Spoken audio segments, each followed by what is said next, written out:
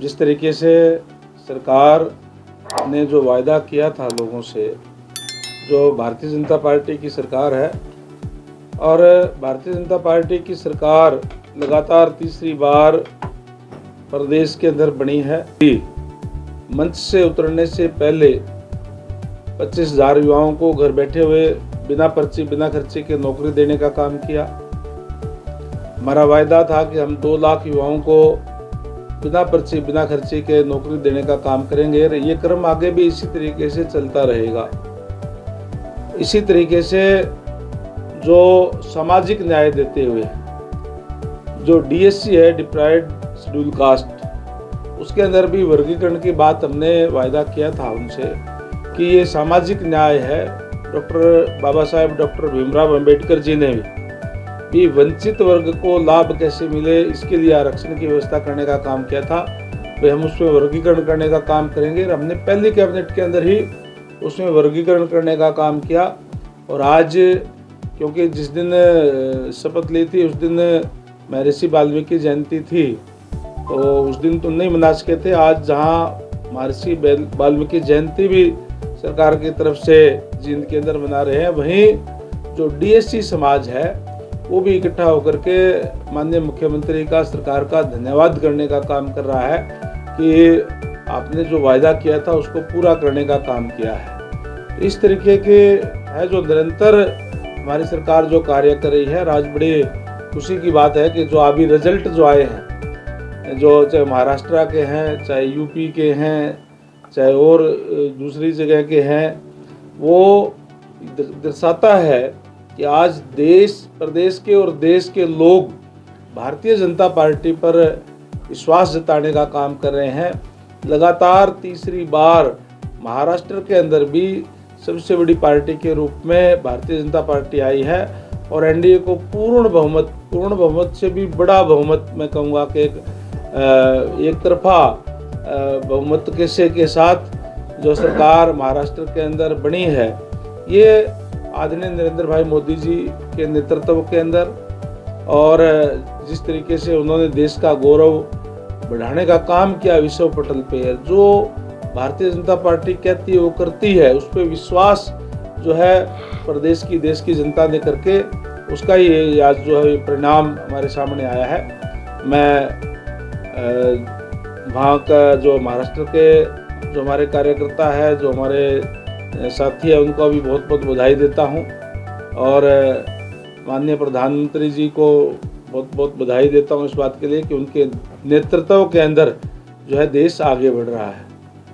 Sir, Congress ने कल press conference किया और फिर एक बात दोहराई है कि ईवीएम का घोटाला आज भी है उनके सामने। हालांकि हरियाणा में भी जिक्र हुआ था, कुमारी शैलजा भी पिछले दिनों ने एक प्रेस रिलीज के जारी किया था कि ईवीएम में घोटाला है जिसकी चुनाव आयोग अच्छे से जांच नहीं कर रहा है। ये स्क्रीनशॉट भी दिखाई गई है, 14 सीटों को एक दिन पहले ही पता लग जाता है कि कौन सी सीट पर कैसा नतीजा आने वाला है, लेकिन वो बीमार थे इसलिए सार्वजनिक नहीं हो पाया।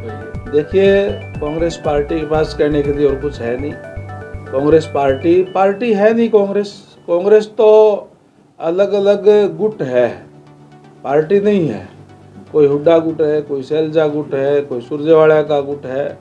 और आज जो उन्होंने कारनामे किए अपनी सरकार के समय में, जिस तरीके से युवाओं के साथ धोखा करने का काम किया, नौकरियां बेचने का काम किया और केवल गरीब लोगों से वोट हथियाने के लिए एक ही बात कही कि कांग्रेस का हाथ गरीब के साथ, और जब सरकार उनकी बनी तो केवल उनके साथ धोखा करने का काम किया, कुछ देने का काम नहीं किया। आज इसीलिए हर वर्ग के लोग कांग्रेस से जो है दूर होते जा रहे हैं। किस तरीके से किसानों को मुआवजे के नाम पे 1-1.5 रुपए का चेक दे करके और वो उनके साथ बदा मजाक करने का काम करते थे, लोगों को याद है वो सारी बातें। इसीलिए आज कांग्रेस पार्टी नीचे जा रही है और आप देखेंगे आने वाले समय के अंदर और ये जो है बिखर के जो है रह जाएगी कांग्रेस पार्टी। ईवीएम पे शैलजा जी कह रही हैं, तो शैलजा जी फिर सिरसा से जीती कैसे?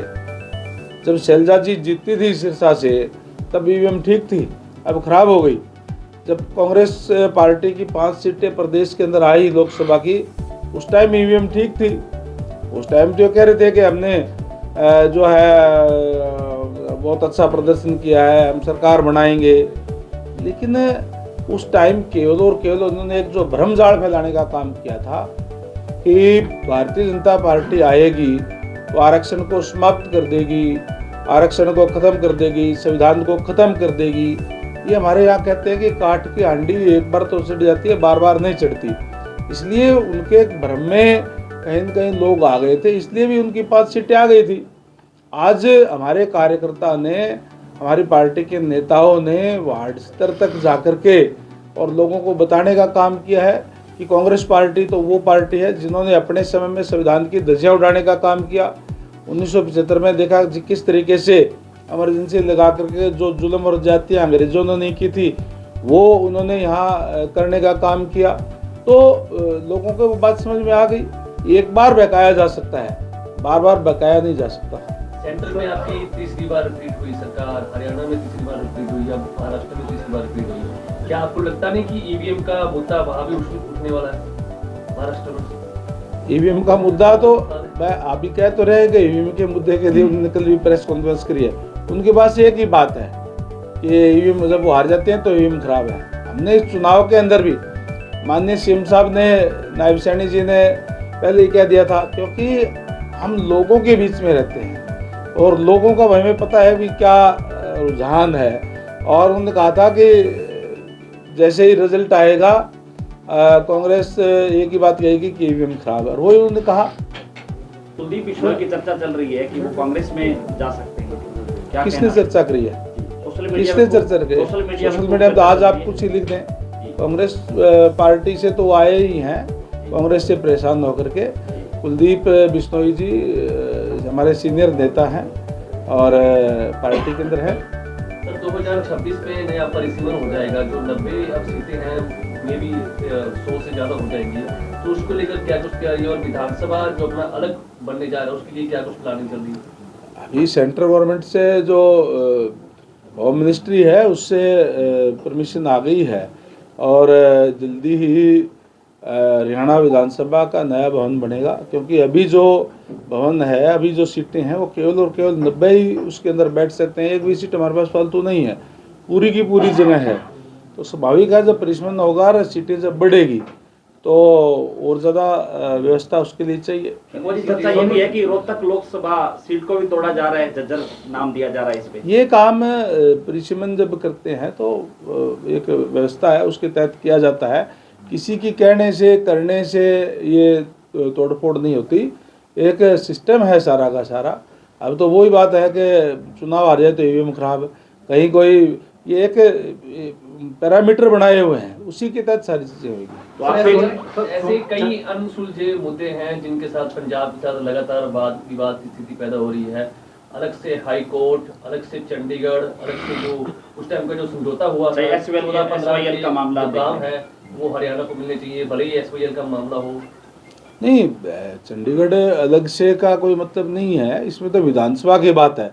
क्योंकि जो अभी हमारी जो बिल्डिंग है वो हेरिटेज बिल्डिंग है, उसमें तोड़फोड़ नहीं की जा सकती, उसको बढ़ाया नहीं जा सकता, बड़ा नहीं किया जा सकता तोड़ करके।